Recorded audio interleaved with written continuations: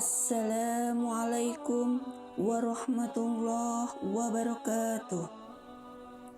Alhamdulillahilladzi an'amana bi ni'matil iman wal islam. Wa nusalli wa nusallim ala khairil anam sayyidina Muhammadin wa ala alihi wa sahbihi ajma'in. Amma ba'du. Apa kabar sahabatku semua yang dirahmati Allah?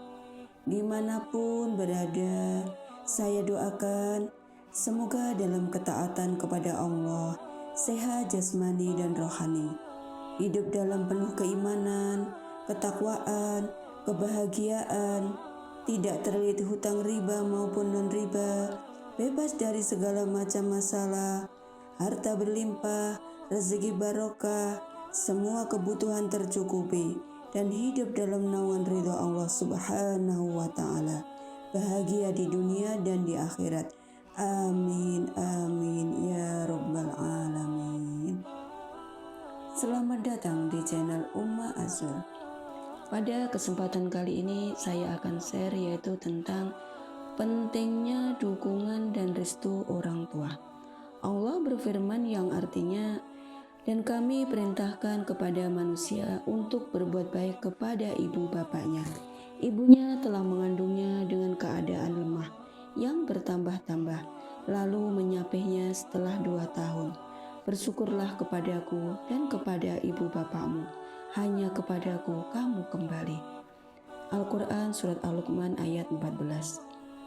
Ada sebuah cerita ketika Nabi Ismail alaihissalam masih bayi, dan Nabi Ibrahim alaihissalam diperintahkan oleh Allah Subhanahu wa Ta'ala untuk meninggalkan beliau bersama Siti Hajar di padang tandus. Sesungguhnya Nabi Ibrahim alaihissalam merasa sedih. Beliau memandang mereka dari kejauhan seraya berdoa, "Ya Allah, aku telah meninggalkan sebagian keturunanku di lembah yang tidak ada tetumbuhan di dekat Baitullah. Ya Allah, yang demikian itu agar mereka mendirikan sholat. Jadikanlah hati manusia cenderung kepada mereka dan limpahkanlah mereka rezeki dari buah-buahan." Tidak diragukan lagi besarnya rasa cinta Nabi Ibrahim alaihissalam terhadap putra beliau, Nabi Ismail alaihissalam. Lalu ketika Nabi Ismail alaihissalam tumbuh besar, datanglah perintah untuk Nabi Ibrahim alaihissalam agar menyembelih putra yang disayangnya. Bagaimana sedih dan galaunya ayah dan anak tentu tak tergambarkan. Namun jawaban Nabi Ismail alaihissalam begitu luar biasa.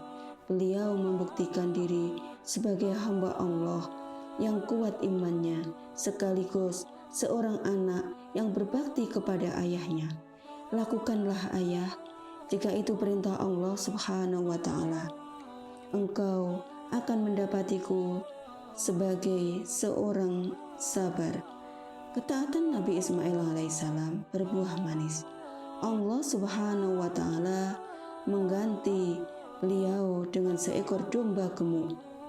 Ketika pisau besar, Nabi Ibrahim alaihissalam hendak menebas lehernya. Tanpa ketaatan itu bisa jadi kita tidak memiliki syariat kurban yang berkahnya selalu dinanti-nanti oleh kaum agnia maupun kaum duafa. Kisah yang lain datang dari 3 orang pemuda yang terperangkap dalam gua. Semula mereka bermaksud untuk berteduh dari hujan, namun naasnya sebagian gua itu malah runtuh dan batu-batu pun menutupi pintu gua. Di dalam gua, ketiganya berdoa kepada Allah Subhanahu wa Ta'ala seraya menyebut amalan yang terbaik yang pernah mereka berbuat. Salah satu di antara mereka berkata, "Ya Allah, saya memiliki orang tua yang sudah lanjut usia. Setiap malam saya memerah susu untuk saya berikan kepada mereka sebelum saya memberikannya untuk anak dan istri saya. Pada suatu hari saya berjalan jauh untuk mencari kayu bakar. Saya pulang larut malam dan kedua orang tua saya sudah tidur. Saya tetap memerah susu dan bermaksud memberikannya untuk mereka. Anak-anak saya merengek meminta susu itu, tetapi tidak saya izinkan. Ketika mereka bangun pagi hari, saya segera memberikan susu itu, dan barulah saya memberikannya pula kepada anak-anak. Ya Allah, seandainya perbuatan saya ini adalah amal baik, maka bukalah pintu gua ini. Maka bergeserlah batu yang menutupi pintu gua. Itu pertanda Allah Subhanahu wa Ta'ala berkenan terhadap amal baik si pemuda itu. Bakti kepada orang tua menjadi pelantar bagi datangnya pertolongan Allah Subhanahu wa Ta'ala untuknya. Pada zaman Rasulullah SAW tersebutlah seorang pemuda bernama Alqamah. Ia sangat menyayangi ibunya dan sangat berbakti pula. Namun, sikap Alqamah berubah setelah ia menikah. Alqamah mengalihkan cintanya kepada sang istri, hingga tanpa ia sadari, ia melukai hati sang ibu. Suatu hari, Alqamah sakit keras dan mengalami sakaratul maut. Anehnya, ia yang ahli ibadah ternyata sulit mengucapkan kalimat tahlil ketika ditalkin. Para sahabat pun menemui Rasulullah SAW dan menceritakan keadaan Alqamah. Apakah dia masih memiliki orang tua? Tanya Rasulullah SAW. Ibunya masih hidup ya Rasul? Jawab para sahabat. Jika masih, bisa kemari, bawalah ibunya kepadaku. Jika tidak dapat kemari, biarlah aku yang mendatanginya, kata Rasulullah SAW. Ibunda Alqamah mendatangi Rasulullah SAW.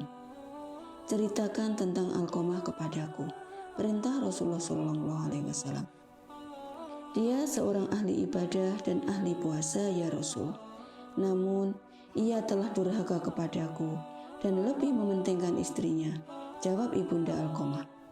Rasulullah SAW lalu memerintahkan para sahabat untuk membakar Alqamah agar ia lekas terbebas dari sakaratul maut. Jangan ya Rasul, saya tidak akan tega melihatnya dibakar, pinta ibunda Alqamah. Sesungguhnya kemarahanmu menghalanginya untuk mengucapkan kalimat syahadat. Sholat dan puasanya tidak berarti jika engkau memendam kemarahan kepadanya. Jelas Rasulullah SAW. Ibunda Alqamah memaafkan putranya, dan tak lama kemudian Alqamah menghembuskan nafas dengan tenang. Ridho sang ibu telah didapat Alqamah, sehingga turun pula ridho Allah Subhanahu wa Ta'ala untuknya. Sudah sering kita lihat dan kita dengar perihal kewajiban berbakti kepada orang tua. 3 kisah tersebut pula bercerita tentang keajaiban dari berbakti terhadap orang tua dan apa akibatnya jika kita tentang ayah dan ibu adalah manusia istimewa yang dikaruniakan Allah Subhanahu wa Ta'ala kepada kita. Seorang ibu memiliki kasih dan cinta yang tak terhingga kepada anak-anaknya. Bahkan sejak mereka belum hadir ke dunia, 9 bulan lamanya ibu mengandung. Dengan berbagai kesulitan melanda puncaknya, ibu bertaruh nyawa ketika melahirkan anak-anaknya. Rasa sakit yang teramat sangat, serta risiko kematian mereka kesampingkan, asalkan bayi mungil dalam perut melihat dunia dalam kondisi selamat. Perjuangan ibu belumlah habis. Ibu merawat bayinya dengan segenap curahan cinta. Setiap malam ia rela bangun terkantuk-kantuk demi si buah hati, sementara orang lain tidur nyenyak. Kasih sayang itu terus mengalir hingga anak-anaknya beranjak remaja, dewasa, bahkan hingga mereka memberikan cucu yang lucu. Hingga akhir hayatnya, kasih ibu tak pernah lengkap oleh waktu, tak jua aus oleh kehidupan yang terus berjalan. Dalam sebuah hadis Rasulullah bersabda, menyekutukan Allah Subhanahu wa Ta'ala, durhaka kepada kedua orang tua, serta bersaksi dengan perkataan bohong adalah dosa besar. Hadis riwayat Bukhari Muslim. Adapun ayah, tak kalah besar perjuangannya untuk kita. Setiap tetesan keringatnya adalah penghidupan bagi keluarga. Tak peduli terik mentari membakar ataupun hujan yang membekukan. Ayah tak akan berhenti berjuang dan memberikan yang terbaik bagi anak-anaknya. Begitu banyak perintah untuk berbakti kepada orang tua.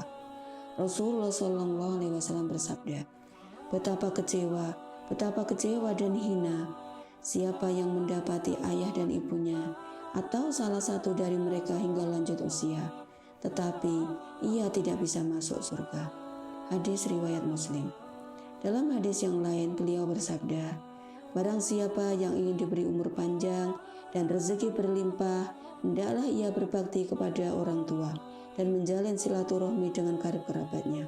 Hadis riwayat Ahmad. Beliau juga mengatakan, menyekutukan Allah Subhanahu wa Ta'ala, durhaka kepada kedua orang tua, serta bersaksi dengan perkataan bohong adalah dosa besar. Hadis riwayat Bukhari dan Muslim. Tiada alasan untuk durhaka kepada orang tua. Apapun yang kita lakukan untuk orang tua tak akan sebanding dengan apa yang mereka berikan. Sebanyak apapun harta yang kita punya, tak akan sanggup untuk membayar setetes saja air susu yang telah menjadi daging dan darah dalam tubuh kita. Kewajiban kita adalah berbakti untuk mendapatkan ridho mereka. Turunnya ridho orang tua berarti turunnya pula ridho Allah Subhanahu wa Ta'ala untuk kita. Semua mimpi yang kita susun barulah sempurna dengan ridho orang tua. Tidaklah kita mendambakan impian itu terkabul. Doa orang tualah yang kita harapkan, karena Rasulullah SAW bersabda bahwa 3 orang yang doanya pasti dikabulkan, yaitu doa seorang hamba yang teraniaya, doa seorang musafir, dan doa orang tua untuk anaknya. Sekian dulu, semoga ilmunya bermanfaat. Jangan lupa dukung channel ini dengan cara klik subscribe, komen, like, dan share kepada sahabat yang lain. Jazakumullah khairan, wallahu a'lam bishawab. Akhirul kalam, wassalamualaikum warahmatullahi wabarakatuh.